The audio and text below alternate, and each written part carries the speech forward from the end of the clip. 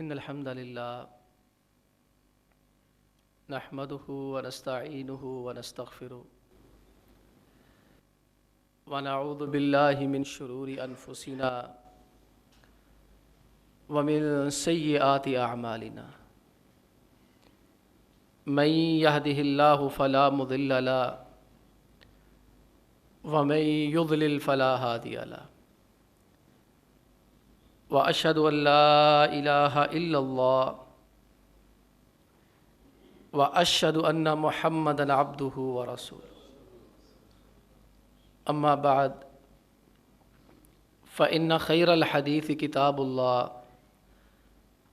وخير الهدي هدي محمد صلى الله عليه وسلم وشر الأمور محدثاتها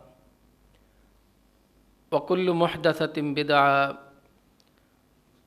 وكل بدعة ضلالة وكل ضلالة في النار قال الله تعالى في محكم تنزيله يؤثرون على أنفسهم ولو كان بهم خصاصة۔ محترم بھائیو، عزیز بزرگوں اور دوستو، اللہ کے پیغمبر علیہ الصلاۃ والسلام جس زمانے میں نبی اور رسول بنا کر بھیجے گئے ہیں، اس کے حالات اور جو لوگوں کے معاملات تھے، آپ اس سے بخوبی آگاہ اور واقف ہیں۔ آپ علیہ الصلاۃ والسلام سے جو پہلا دور ہے اسے دور جاہلیت کہا جاتا ہے، دنیا کا سب سے تاریک ترین دور۔ اللہ کے نبی علیہ الصلاۃ والسلام مبعوث ہوئے اور آپ علیہ الصلاۃ والسلام نے ایسی تربیت فرمائی کہ لوگوں کے ذہن ہی بدل دیے، ایسا انقلاب برپا کیا صرف 23 سال میں کہ وہ انقلاب آج بھی 1400 سال گزرنے کے باوجود اپنی اصل شکل کے ساتھ لوگوں کے اندر محفوظ ہے۔ ہم لوگ چاہے کمزور ہیں، سست ہیں، نکمے اور نالائق ہیں، لیکن اللہ کے نبی علیہ الصلاۃ والسلام کی جو تعلیمات تھیں، جو فرمودات ہیں، جو فرامین ہیں اور جو شریعت ہے، وہ من وعن اسی طرح موجود ہے جیسے پیارے پیغمبر علیہ الصلاۃ والسلام نے صحابہ کو بتائی تھی۔ اللہ کے پیغمبر علیہ الصلاۃ والسلام نے جو اصلاح فرمائی ہے اس کے کئی ایک پہلو ہیں۔ ایک پہلو بڑا ہی شاندار ہے کہ ان لوگوں کے اندر ایک دوسرے کا احساس نہیں تھا۔ اللہ کے پیغمبر علیہ الصلاۃ والسلام نے یہ بھی انقلاب پیدا کیا کہ ان لوگوں کے اندر احساس پیدا کیا ایک دوسرے کا۔ اتنا شاندار یہ جذبہ احساس ہے کہ میں اور آپ اس کا تصور بھی نہیں کر سکتے۔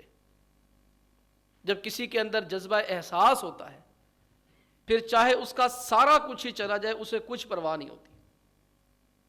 آپ دیکھیے کہ نبی کریم علیہ الصلاۃ والسلام کے دور میں آپ کے زمانہ نبوت سے پہلے بچیوں کو زندہ درگور کیا جاتا تھا، بیٹیوں کو شرم کا باعث سمجھا جاتا تھا، اور اگر کسی کے گھر بیٹی پیدا ہوتی، اذا بشر احدهم بالانثى ظل وجهه مسودا وهو كظيم يتوارى من القوم من سوء ما بشر به ايمسكه على هون ام يدسه في التراب۔ مولانا حالی رحمہ اللہ نے ان اشعار کا بڑا پیارا ترجمہ کیا، فرماتے جو ہوتی تھی پیدا کسی گھر میں دختر، دختر کہتے ہیں بیٹی کو، جو ہوتی تھی پیدا کسی گھر میں دختر، تو خوف شماتت سے بے رحم مادر پھرے دیکھتی جب تھی شوہر کے تیور، کہیں زندہ گاڑ آتی تھی اس کو جا کر، وہ گود ایسے نفرت سے کرتی تھی خالی، جنے سانپ جیسے کوئی جننے والی۔ بیٹیوں کی پیدائش کو نحوست کی علامت سمجھا جاتا۔ اللہ کے نبی علیہ الصلوۃ والسلام نے ان کے اندر احساس پیدا کرنے کے لیے فرمایا کہ جس کو اللہ تعالیٰ 2 بیٹیاں عنایت کر دے اور ان 2 بیٹیوں کی اچھی پرورش کرے اور اچھی جگہ پہ ان کی شادی کرے، تربیت اچھی کرے، تعلیم اچھی دلائے اور آگے ان 2 بچیوں کی شادی کرے، وہ پکا جنتی ہے۔ اور ایک روایت میں آپ علیہ السلام فرمایا جس کو اللہ 3 بیٹیاں دے دے اور ان 3 بیٹیوں کی پرورش اچھی کر دیتا ہے، تعلیم اچھی دلاتا ہے، تربیت اچھی کرتا ہے، پھر ان کی شادیاں اچھی جگہوں پہ کرتا ہے، آپ علیہ السلام فرماتے جنت میں اللہ تعالیٰ مجھے اور اس کو اکٹھا ہی رکھیں گے، وہ جنت میں میرے ساتھ ہوگا۔ آپ علیہ السلام نے دیکھیں ایک ایسا احساس پیدا کیا، بچیوں کو زندہ درگور کرنے والے بچیوں کی پیدائش کو خوش بختی کی علامت سمجھنا شروع ہو گئے، یتیموں کا مال کھاتے، ہڑپ کر جاتے، یتیموں کی کفالت کرنے والا کوئی نہ ہوتا۔ اللہ کے نبی علیہ السلام نے فرمایا انا وکافل الیتیم فی الجنت ہاکذا، ایسے انگلی جوڑ کر فرمایا جس طرح یہ انگلیاں دونوں ساتھ ساتھ ہیں، ان کے درمیان ہلکا سا آخر میں فرق آتا ہے، خلا پیدا ہوتا ہے، فرمایا میں اور یتیم کی کفالت کرنے والا جنت میں اس طرح دونوں ساتھ ساتھ ہوں گے۔ صحابہ اکرام رضی اللہ تعالی عنہم کے اندر احساس پیدا ہوا، صحابہ یتیموں کو تلاش کرتے کہ ہمیں کوئی یتیم مل جائے ہم اس کی پرورش کر لیں۔ لوگ بدکاریاں کرتے، زنا کرتے، بے شرمیاں بے حیائیاں کرتے اور چھپاتے نہیں تھے، سر عام مجلسوں کے اندر تذکرے کیے جاتے میرا فلاں کے ساتھ تعلق ہے، اور بڑے بڑے شعراء، بڑے بڑے لکھاری اپنی شاعری کے اندر اپنی بے شرمی کی وارداتیں نقل کیا کرتے، اور جس کی بے شرمی کی واردات زیادہ اچھے انداز میں پیش کی جاتی تھی اس بے شرمی کو خانہ کعبہ کی دیوار پہ لٹکا دیا جاتا۔ لوگوں کا یہ ذہن تھا، یہ ان کا احساس دفن ہو چکا تھا کہ وہ شعراء جو بے شرمیاں کرتے، اپنی محبوباؤں کا تذکرہ کرتے، ان کے کلام کو بیت اللہ کی دیوار پہ اویزہ کیا جاتا کہ دیکھو یہ بندہ کتنا شاندار ہے، اس نے اپنی داشتہ کا، اپنی بدکارہ کا کتنا شاندار الفاظ میں تذکرہ کیا۔ اسی وجہ سے اللہ کے نبی علیہ السلام کے پاس ایک آدمی آ کر کہتا ہے اذن لی فی الزنا، اللہ کے حبیب علیہ السلام مجھے بدکاری کرنے کی اجازت دے دے۔ آپ علیہ السلام نے سنا، صحابہ اکرام نے اسے گھورا، اللہ کے نبی علیہ السلام فرمایا میرے قریب لے آؤ اس کو۔ یہ نہیں کہا کہ بدکاری کرنا حرام ہے، فلاں کرنا حرام ہے۔ اللہ کے نبی علیہ السلام نے کیا کیا؟ اس کے اندر احساس پیدا کیا، اس کا ضمیر بیدار کیا۔ میں بھائی مجھے بتاؤ تمہاری کوئی بیٹی ہے؟ اس نے کہا بالکل ہے۔ اگر تمہاری بیٹی کے ساتھ کوئی زنا اور بدکاری کرے تمہیں پسند ہے؟ اس نے کہا نہیں۔ تمہاری ماں ہے؟ اگر تمہاری ماں کے ساتھ کوئی ایسا کرے پھر؟ اس نے کہا بالکل نہیں۔ تمہاری پھوپھی ہے، خالہ ہے؟ بالکل ہے۔ فلاں فلاں فلاں رشتہ دارنیاں ہیں، بیوی ہے؟ بالکل ہے۔ فرمایا اگر تمہاری ان رشتہ دار خواتین کے ساتھ کوئی بدکاری کرنا چاہے تو تم اجازت دو گے؟ تمہیں اچھا لگے گا؟ اس نے کہا نہیں۔ فرمایا اللہ کے بندے تو بھی جس کے ساتھ یہ بدکاری کرے گا وہ بھی کسی کی ماں بہن بیٹی تو ہے۔ یہ احساس پیدا کیا نا اس کے اندر کہ تم کس کی ساتھ کر رہے ہو، وہ بھی کسی کی ماں بہن بیٹی جس کے ساتھ تم کر رہے ہو، پھر تم اپنے لیے کیوں پسند نہیں کرتے؟ صحابہ فرماتے وہ آدمی کہنے لگا اللہ کے نبی علیہ السلام پھر میرے لیے دعا فرما دیں۔ اب اس کا احساس بیدار ہو گیا۔ اللہ کے پیغمبر علیہ السلام نے اسے اور قریب کیا، اس کے سینے پہ ہاتھ رکھا اور فرمایا اللہم اغفر لہ، یا اللہ اس بیچارے سے غلطی ہو گئی ہے، پہلے تو اسے معاف کر دے، اس نے بڑی غلط بات آ کر کہی ہے، یا اللہ اسے معاف فرما دے۔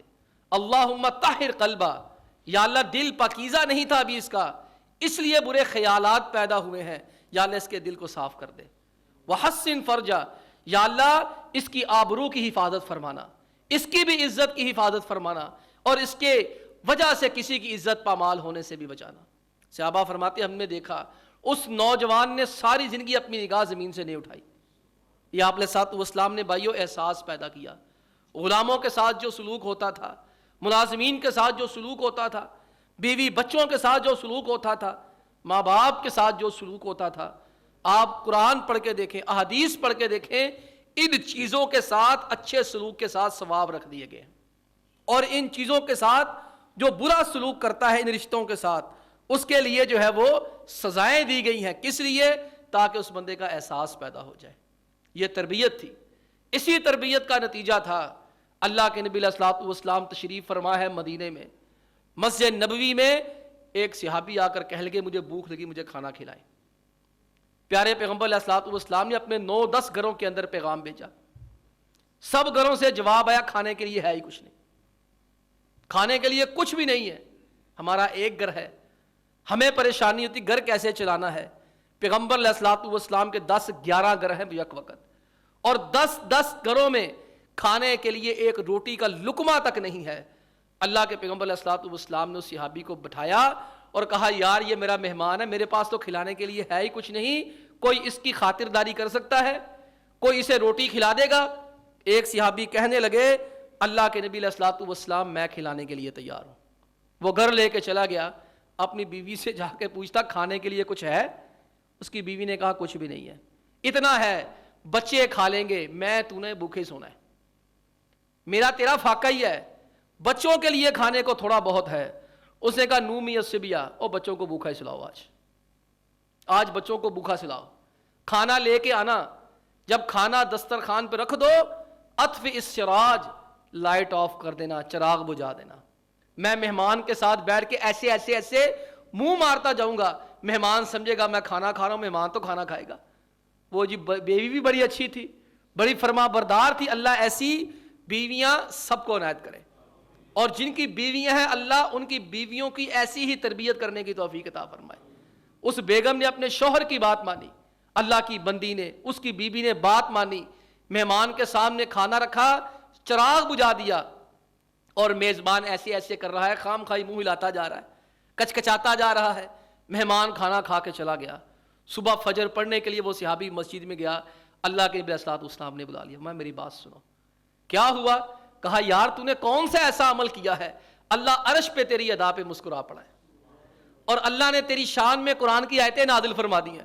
اس نے کہا میں تو کچھ بھی نہیں کیا، وہ آپ نے مہمان دیا تھا، اسے کھانا کھلایا ہے، بچوں کو بھی بھوکا سلایا، خود بھی بھوکے سوئے ہیں، میں اللہ کے مدد تو نے اتنا بڑا عمل کر لیا ہے، اللہ کو تیری یہ ادا پسند آئی ہے، اللہ آسمان پہ تیری ادا پہ مسکرا پڑا، خوش ہو گیا۔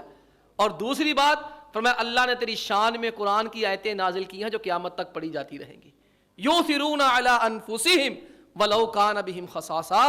اللہ فرماتے پیغمبر تیری تربیت کا نتیجہ ہے، تیرے صحابی خود کو نقصان دے کر دوسرے کو فائدے پہنچاتے ہیں، یہ تربیت کا نتیجہ ہے۔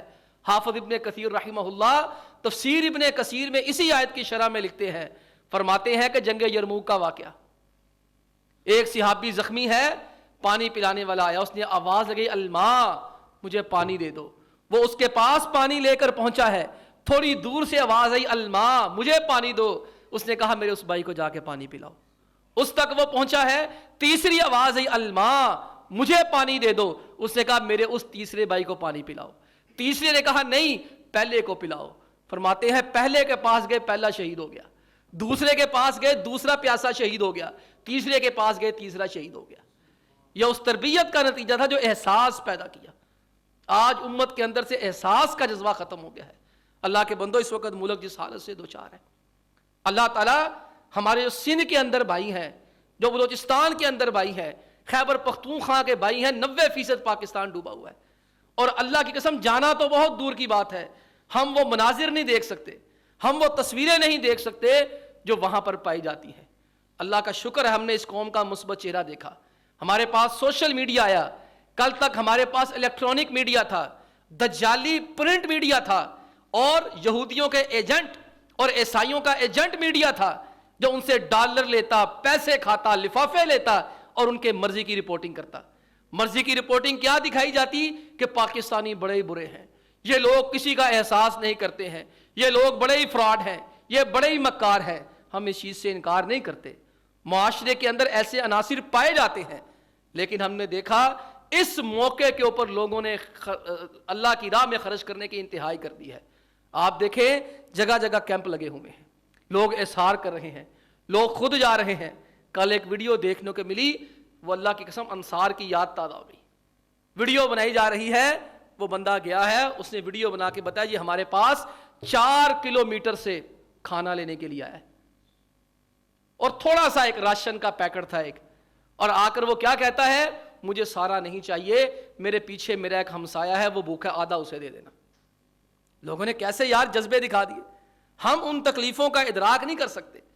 اللہ جانتا ہے. میں یہاں اے سی میں کھڑا ہوں, آپ یہاں اے سی میں بیٹھے ہیں, ہم ان کی مشکل کا اندازہ نہیں کر سکتے, ہم ان کی تکلیف اور درد کا اندازہ نہیں کر سکتے. ہمارے ہاں ہلکا سا پانی چل پڑتا ہے نا واش روم میں, ہمیں پریشانی ہو جاتی ہے کہ رات سے پہلے کہیں ہمارا واش روم کی ٹائلیں نہ خراب ہو جائیں, کہیں ہمارا جو ہے وہ مسئلہ نہ کھڑا ہو جائے. ہم فوراً اصلاح کے لیے, صحیح کرنے کے لیے صبح سے پہلے راتوں رات کے پلمبر بلا لیتے ہیں. کس لیے؟ ہماری ٹائلیں نہ خراب ہو جائیں, ہمارے گھر کی بنیادیں نہ خراب ہو جائیں. اور آپ دیکھیں ان بیچاروں کے گھر ہی اجڑ گئے.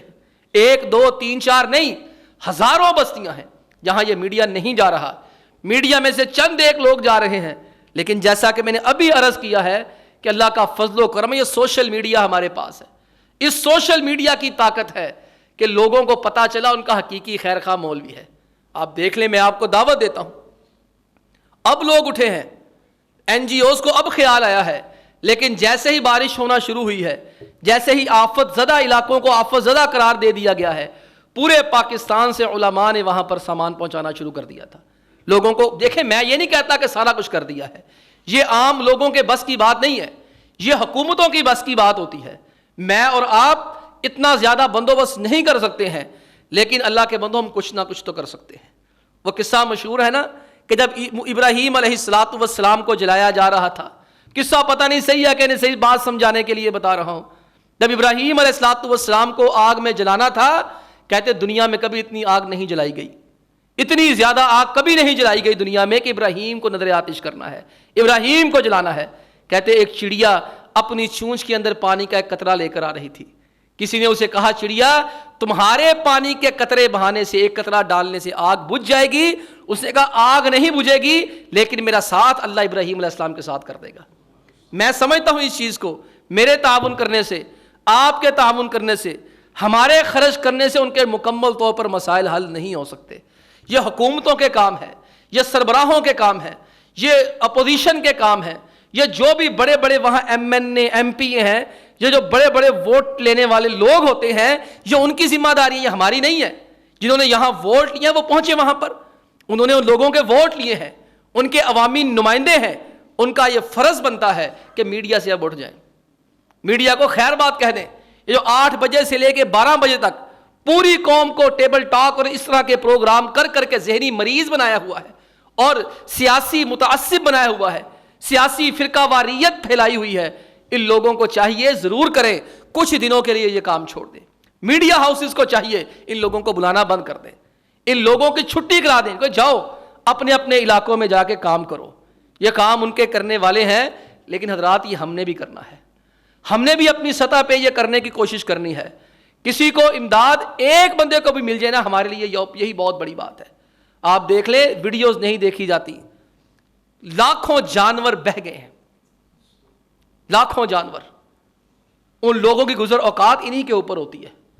یہ ان کی گائے ہے, یہ ان کی بیل ہے, پورا سال بیچارے اسے پالتے ہیں, چارہ کھلاتے ہیں, اس کا دودھ بھی پیتے ہیں گائے کا, اور جب بڑی عید آتی ہے 15 20 10 ہزار منافع پہ بیچ کر اپنا تھوڑا سا وہ چارے سرکڑ چلا لیتے ہیں. ان کے کچے کچے گھر ہیں, آپ دیکھیں دریاؤں سے بھی زیادہ بہہ گئے ہیں.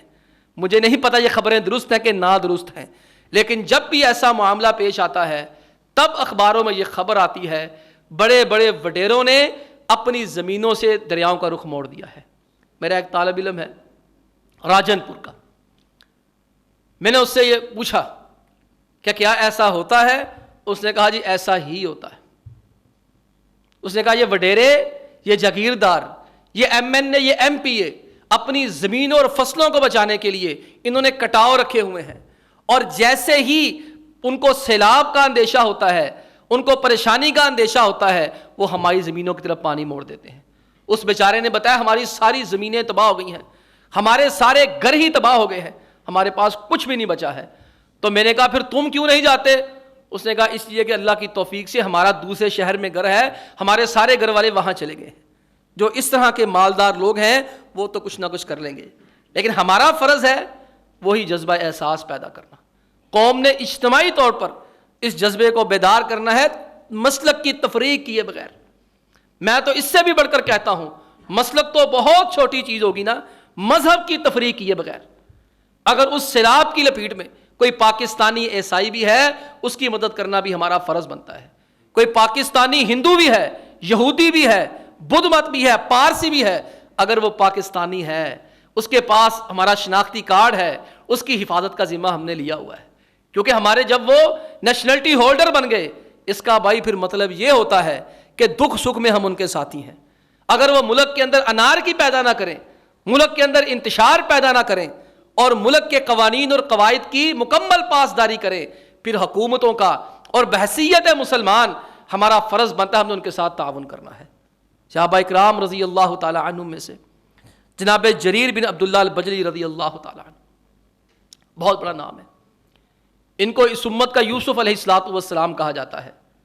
کہتے صحابہ اکرام رضی اللہ تعالی عنہم میں بڑے کم لوگ شکل و صورت اور خوبصورتی میں ان جیسے تھے. اللہ رب العالمین نے بے تحاشا حسن سے نوازا، حتیٰ کہ لوگوں نے اس امت کا یوسف علیہ السلام کہنا شروع کر دیا. ان کے حالات میں ایک عجیب و غریب واقعہ، اپنے غلام کو بیچتے ہیں کہ جاؤ میرے لیے گھوڑا خرید کر لے کر آؤ. غلام گھوڑا خریدنے کے لیے چلا گیا، 100 درہم کا گھوڑا لے کر آ گیا. جناب جریر رضی اللہ تعالی عنہ گھوڑا دیکھتے ہیں اور فرمانے لگے یار اتنا سستا لے آئے ہو، خیر ہے؟ اس نے کہا ہاں جی. کہ یار یہ بات ٹھیک نہیں ہے، ہم تھوڑا سا ایمانداری کے ساتھ اپنے آپ کو یہاں کھڑا کر لیں کچھ دیر کے لیے. میں اپنا بھائی بھیجوں، اپنا دوست بھیجوں، فرض کریں میرا بیٹا ہی ہے، وہ 500-600 کی چیز کسی بندے سے 100 روپے میں لے، میں کتنا خوش ہوتا ہوں کہ ماشاءاللہ یہ سمجھدار ہو گیا، عقل مند ہو گیا، باشعور ہو گیا، اس کو زمانے کے ساتھ چلنا آ گیا، یہ زمانہ شناس ہو گیا. میں ذہنی طور پر مطمئن ہو جاؤں گا کہ اب میرا بوجھ اتر جائے گا، یہ میرا بازو بن جائے گا. اسے لوگوں کو دھوکہ دینا آ گیا ہے. جناب جریر رضی اللہ تعالیٰ عنہ کی سوچ دیکھ، ایک صحابی رضی اللہ تعالیٰ عنہ جس کی تربیت ہوئی ہے، وہ صحابی رضی اللہ تعالیٰ چلو ابھی بازار چلو. اس بندے کو تلاش کیا، کہیں کہ بھائی یہ گھوڑا تم نے اپنی مرضی سے 100 درہم کا خریدا ہے؟ وہ بولا جی ہاں میں نے اپنی مرضی سے خریدا ہے. فرمانے لگے نہیں یار یہ 100 کا نہیں ہے، تو نے سستا بیچ دیا ہے، میں تجھے 200 درہم دینے کو تیار ہوں. اس نے کہا ٹھیک ہے جی 200 دے دے. جناب جریر رضی اللہ تعالی عنہ فرمانے لگے نہیں یار 200 بھی تھوڑا ہے، میں تجھے اس گھوڑے کا 300 درہم دینے کو تیار ہوں. 300 بھی تھوڑا ہے، 400 دے دوں گا. 400 تھوڑا ہے، 800 تک دینے کے لیے تیار ہو گئے. 700 گنا زیادہ رقم دے رہے ہیں. اور یہاں 2 بھائی آپس میں لڑ پڑے، 3-4 بھائی آپس میں لڑ پڑے. نتیجہ کیا نکلتا ہے؟ اگر اتفاق نہ ہو تو پھر جب بیگمات آتی ہیں پھر مکانوں کے حصے بکھرے ہوتے ہیں. پہلے وہ 25-30 سال لگا کر باپ ایک چھوٹا سا پلاٹ لیتا ہے، پھر بھائی محنتیں کرتے ہیں مل جل کے، ایک 3-4 مرلے کی وہ چھوٹے سے کمرے ڈال لیتے ہیں بیچارے رہنے کے لیے. اور جب بیویاں خدا نہ خواستہ ایسی آ جائیں جن کی تربیت اچھی نہ ہو، وہ 2-3 سال کے اندر مکان برائے فروخت، چلو پھر تکے کھاؤ سارے جا کے، جتنے دی کھوتی ہوتے ہی آن کھلوتی، وہ پھر کرایوں پہ آ جاتے ہیں. اور ہمیں پتہ چل جائے یہ بھائی آپس میں لڑ پڑے ہیں، یہ مکان مجبوری کی وجہ سے فروخت کر رہے ہیں، لوگ اس کا صحیح ریٹ کبھی نہیں لگائیں گے. ہمیں پتہ چل جائے یہ دکاندار یہاں سے جانا چاہتا ہے، اس کی مجبوری ہے، ہم اس کا مکان اس کی چیزیں سستے داموں مارکیٹ سے اٹھاتے ہیں، وہ بیچارہ مجبور ہوتا ہے. یہ جریر ہے رضی اللہ تعالی عنہ جن کے اندر احساس ہے، امت کا درد ہے، پیدا کیا گیا ہے، تربیت کی گئی ہے. کہنے لگے میں 800 درہم دینے کے لیے تیار ہوں. اس بندے نے کہا ٹھیک ہے 800 دے دیں. جریر رضی اللہ تعالی عنہ نے 800 درہم اسے پکڑایا، تھیلی دی، واپس مڑے تو اس بندے نے ہاتھ پکڑ لیا. کہا جناب مجھے ایک بات تو بتا دے، مجھے ایک بات تو بتائیں، مجھے سمجھ نہیں آئی، عقل سے ماورا ہے. جب میں نے یہ گھوڑا 100 کا بیچ دیا ہے، آپ نے اس طرح 800 کیوں لگایا ہے؟ کہنے کہ اصل میں بات یہ ہے، میں نبی کریم علیہ الصلوۃ والسلام کی خدمت میں بیٹھا ہوا تھا. آپ علیہ الصلوۃ والسلام نے فرمایا جریر الا تبایعنی، مجھ سے بیعت نہیں کرو گے؟ آپ علیہ الصلوۃ والسلام کا طریقہ کار تھا، جب مرد حضرات بیعت کے لیے آتے آپ علیہ السلام ہاتھ آگے پکڑتے، اس کا ہاتھ تھام کے اسے وعدے لیتے، اور خواتین کے ساتھ ہاتھ نہیں ملاتے تھے، نہ دم کے بہانے نہ دم درود کے بہانے. آئے پیر پکڑ کے نا ایسے وہ گھماتا ہے، جو دم کرنے والے خواتین کی ہاتھ پکڑ لیتے ہیں، وہ ڈاکٹر نے جا کے ہاتھ نہیں بکھا دیے، تیرے ڈاکٹر سے فرق کوئی نہیں، 2 نمبر فراڈیا، چور، مکار، کہتے بڑھیاں دا پیر کدی بکھاڑی مارتا. آج خواتین کے ہاتھ پکڑ لیتے ہیں دین کے دعوے دار دم کے نام پر. پیارے پیغمبر علیہ الصلوۃ والسلام پردے میں بیعت دیتے تھے، دیکھتے بھی نہیں تھے. ایک عورت نے ہاتھ آگے فرمایا بی بی ہاتھ پرے کرو، لا اصافح النساء، میں محمد عورتوں سے ہاتھ نہیں ملایا کرتا، ہاتھ پرے کر لو. مرد آتے تو ہاتھ ملا لیتے، مردوں سے ہاتھ ملا کے وعدے لیتے، یہ کرنا ہے، یہ کرنا ہے، یہ کرنا، وہ نہیں کرنا. صحابی فرماتے قد بایعتک یا رسول اللہ، اللہ کے پیغمبر علیہ الصلوۃ والسلام میں نے آپ کی بیعت کر لی، آپ کو یاد نہیں ہے؟ میں بیعت تو کر چکا ہے مسلمان ہونے کی، لیکن میں تجھ سے ایک اور وعدہ لینا چاہتا ہوں. یعنی کہنے لگے اللہ کے نبی علیہ الصلوۃ والسلام نے یہ کہہ کر میرا ہاتھ پکڑ کر کہا النصح لکل مسلم، جریر مجھ سے وعدہ کرو ہر مسلمان کے ساتھ حسن سلوک کرو گے، ہر مسلمان کی خیر خواہی کرو گے، آج کے بعد کسی مسلمان کا نقصان نہیں کرنا، سوچنا ہی نہیں ہے. جریر کہتے جب تیرا گھوڑا میرے پاس آیا میں سمجھ گیا کوئی مجبور آدمی ہے، تو مجھے وہ وعدہ یاد آ گیا. آپ علیہ الصلوۃ والسلام نے کہا تھا جریر کسی مسلمان کی مجبوری کے فائدے نہیں اٹھانے، ہر مسلمان کے ساتھ حسن سلوک کرنا ہے، خیر خواہی کرنی ہے. وہ بندہ چلا، جریر نے اس کو آواز دے کر کہا میری بات سنو، میں تو اس بیعت اور وعدے کے ہاتھوں مجبور تھا، تم کس لیے گھوڑا اتنا سستا فروخت کر رہے تھے؟ حضور بات یہ ہے، حضرت بات یوں ہے، میری بچی کی شادی ہے اور میرے پاس شادی کے اخراجات کرنے کے لیے گھر میں کچھ بھی نہیں تھا، میں یہ گھوڑا مارکیٹ کے اندر لے آیا، میں نے سوچا کہ یہ گھوڑا چلو کچھ بیچ کے بچی کی شادی کر دیتا ہوں، اللہ تعالیٰ کوئی کرم ہی کر دے گا.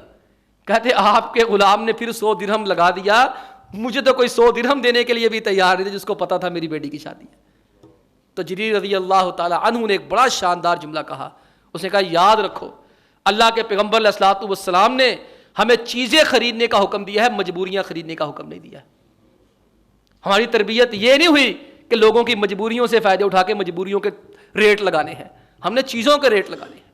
بھائی یہ تربیت تھی، امت کے اندر چلتی رہی، سلسلہ در سلسلہ چلتی رہی. پھر تاریخ نے واقعات نقل کیے، تاریخ کے واقعات منقول ہے کتابوں میں.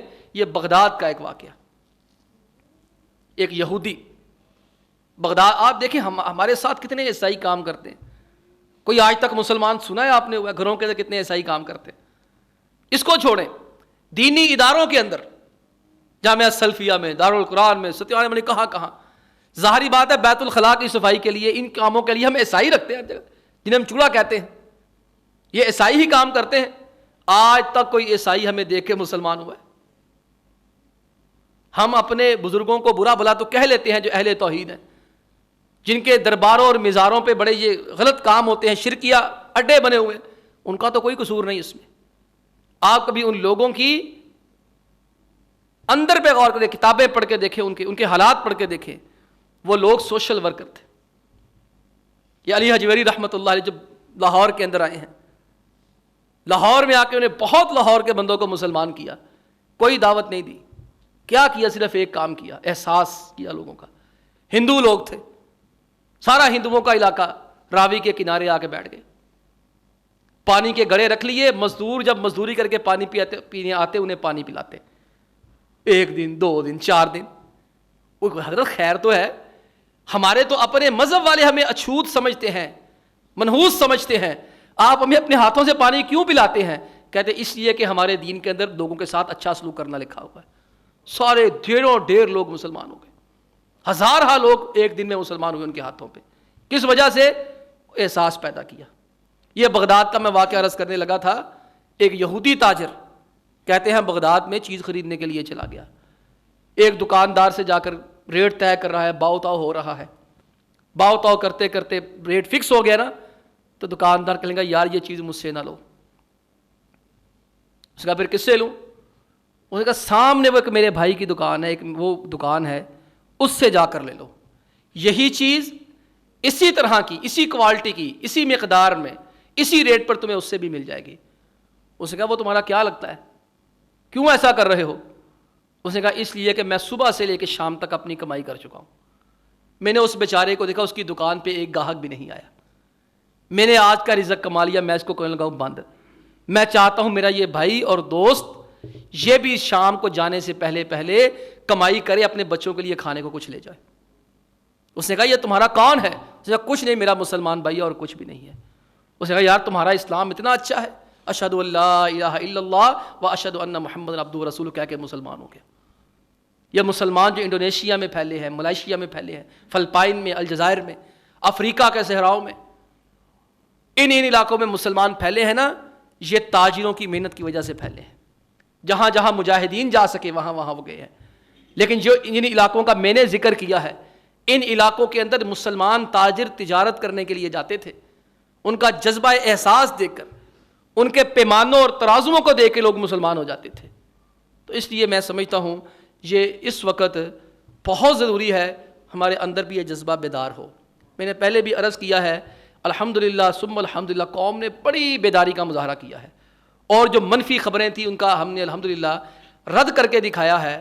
اور ایک چیز جو میں نے بڑی نوٹس کی ہے کہ مجھے پورا شہر گھوم کر جامعہ سلفیہ بڑی دور جانا پڑتا ہے، ہر جگہ دیکھنے کا اتفاق ہوتا ہے.